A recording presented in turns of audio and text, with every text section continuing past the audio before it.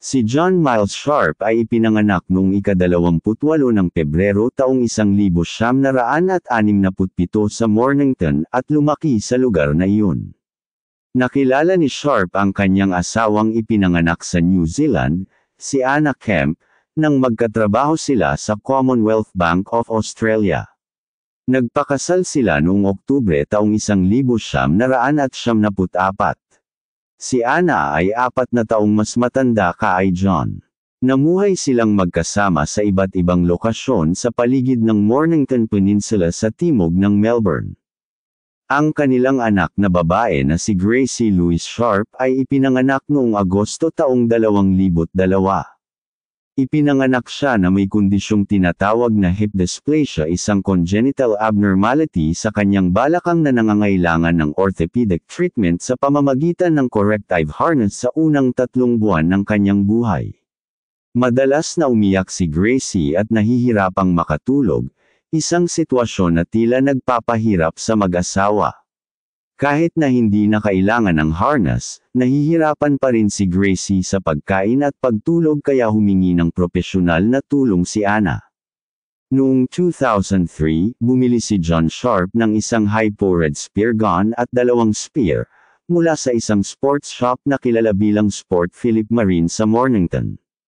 Hindi siya nagkahilig mula pa noon sa pangingisda, ngunit pinag-aralan niya ang magpaputok nito, sa likod bahay ng kanilang tahanan noon sa Spinnaker Rise, Mornington. Di nagtagal, noong Setyembre taong 2003, binili ni John ang bahay sa 116 na Prince Street, Mornington. Noong ika-23 ng Marso nagtalo si John at ang kanyang asawa bago humiga sa kama mga 10 p.m. Maya-maya ay umalis si John sa kama at kinuha ang sibat na baril mula sa garahe sa likod bahay. Pagbalik sa kwarto, pinaputok ni John ang sibat mula sa layo na ilang sentimetro sa kaliwang templo ng kanyang buntis na asawa. Nang mapansing humihinga pa ang kanyang asawa, pinaputok ni Sharp ang pangalawang sibat sa kanyang ulo, na ikinamatay niya. Pagkatapos ay tinakpan niya ng tuwalya ang katawan at natulog sa isang fold-out sofa bed. Kinabukasan, tinangkan ni John Sharp na tanggalin ang mga sibat sa ulo ng kanyang asawa ngunit nabigo ito. Nang araw ding iyon ay dinala rin ni Sharp si Gracie sa childcare center. Nagsinungaling din siya sa isang TV serviceman na pumunta sa bahay para pigilan siyang mahanap ang bangkay ng kanyang asawa na, sa yugtong iyon, ay nasa kwarto pa. Kalaunan ay inilibing niya ang kanyang asawa sa isang mababaw na libingan sa kanilang likod bahay. Muling nagpunta si John sa Sport Philip Marine kasama ang kanyang anak na babae kung saan bumili siya ng isa pang sibat para sa spear gun.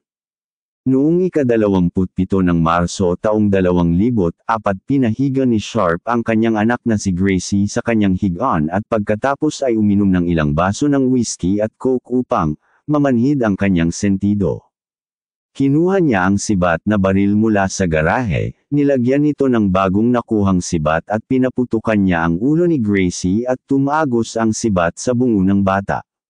Habang buhay pa ang anak at sumisigaw ng malakas, kinuha ni Sharp ang 2 sibat na kanina pa niya tinanggal sa ulo ng asawa at bumalik sa kwarto.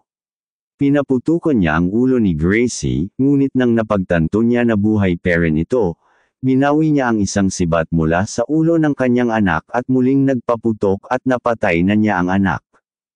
Kinaumagahan, bumalik si John sa kwarto ni Gracie at hinayla ang mga sibat mula sa ulo ng anak at binalot niya ang katawan ng kanyang anak ng mga garbage bag at isang tarpaulin at tinalian siya ng itim na duct tape.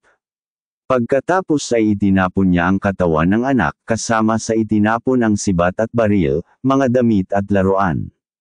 Noong ika-29 ng Marso taong 2004, bumisita si Sharp sa isang lokal na tindahan ng hardware ng Bunnings Warehouse sa Frankston kung saan bumili siya ng isang roll ng duct tape, 2 tarpaulin at isang electric chainsaw. Hiniwa niya ang katawan ng asawa sa 3 piraso. Pagkatapos ay binalot niya ang mga labi sa isang tarpaulin at itinapon ang mga ito, kasama ang chainsaw, sa mga basurahan sa Mornington Transfer Station. Sa parehong araw ay nagpadala siya ng isang pekeng email sa pamilya ni Anna sa New Zealand upang lumikha ng impresyon na buhay at maayos si Anna. Sa halip na aliwin ng pamilya, ang kanyang email ay nagdulot ng higit pang mga alalahanin, at iniulat ng ina ni Anna ang kanyang pagkawala sa pulisya sa Dunedin, New Zealand. Kalaunan ay sinabi ni Sharp sa pulisya na si Anna ay lumipat sa malapit na Melbourne suburb ng Chelsea kasama ang kanilang anak na babae, at tinanggihan ng anumang kaalaman o pagkakasangkot sa kanyang pagkawala. Nagayos din si John ng mga bulaklak sa pangalan ng kanyang asawa upang maihatid sa kanyang biyenan sa kanyang kaarawan. Noong Mayo taong 2004, nagbigay si Sharp ng ilang panayam sa media, at lumabas sa telebisyon tungkol sa pagkawala ng kanyang asawa at anak. Sa bahagi ng kanyang apela ay sinabi niya na, "Ana, maaaring tapos na ang ating kasal ngunit mahal pa rin kita at ikaw ang ina ng ating magandang anak na si Gracie, na pareho nating hinahangaan ng higit sa sinuman." Pagkatapos ay hiniling ni Sharp na ang sinumang may impormasyon tungkol sa pamilya niya na lumapit. Gayunpaman, sinabi din niya na tumakas ang asawa kasama ang ibang lalaki. Noong ika-10 ng Hunyo kinapanayam si Sharp ng pulisya sa Mornington ngunit pinanindigan ni John na kusang umalis ang asawa. Gayunpaman, hindi kumbinsido ang mga investigador sa kanyang kwento at kawalan ng emosyon.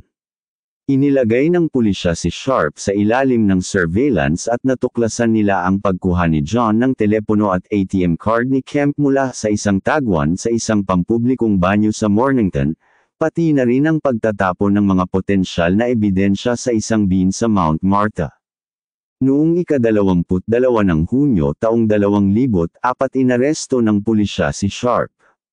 Sa kanyang unang panayam ay itinatanggi niya ang anumang kaalaman sa kanilang kinaroroonan, ngunit sa isang kasunod na panayam ay inamin niya ang parehong mga pagpatay. Ikinwento niya na noong si Gracie ay mga 15 buwang gulang, muling nabuntis si Anna. Sinabi ni Sharp sa mga investigador ng pulisya na ang pagbubuntis na ito ay naging sorpresa sa kanya. Lumilitaw na ayaw ni Sharp ang isa pang bata dahil sa kanyang isip, ang isa ay sapat na isang pasanin at nagsimula siyang magalit kay Anna at sa hindi pa isinisilang na bata. Ang pulisya ay nagsagawa ng malawakang paghahanap sa Mornington landfill site sa loob ng 3 linggo, at parehong natagpuan ang mga bangkay. Noong ika-5 ng Agosto taong 2005, hinatulan ng Korte Suprema ng Victoria si Sharp ng habang buhay na pagkakakulong para sa mga pagpatay.